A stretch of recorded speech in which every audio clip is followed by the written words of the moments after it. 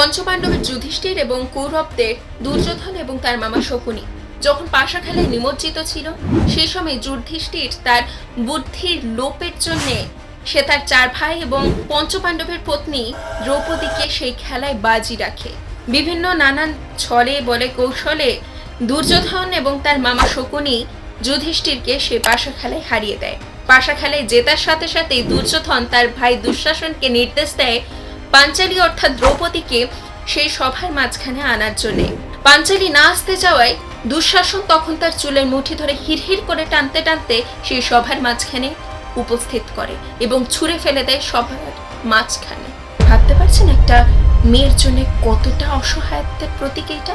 দ্রৌপদীকে যখন সেই সভার মধ্যে উপস্থিত করা হলো, তখন তার পাশে একজনও ছিল না। দ্রৌপদীর পাশে তাহলে কে ছিল?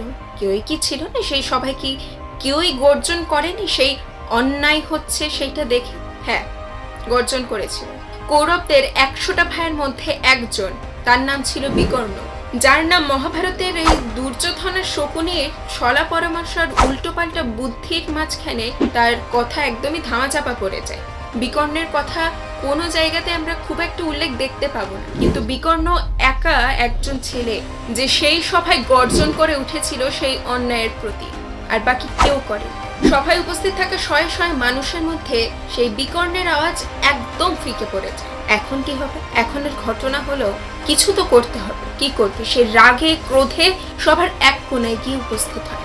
এরপরের ঘটনা আমরা প্রত্যেকেই জানি। দুঃশাসন এলো, দ্রৌপদীর বস্ত্রহরণ করতে শুরু করলো। এরপরেই ঘটে আসল ঘটনা। দ্রৌপদী তার স্বামীদের মুখের দিকে যায়, দ্রৌপদী ভীষ্ম পিতামহের দিকে যায়, কিন্তু কেউ এসে তাকে তার সম্মানকে ঢাকতে চেষ্টা করে না। নারীর দেহকে লুটে পুটে খাওয়ার জন্য দুঃশাসন একেবারে অনড় হয়ে পড়ে।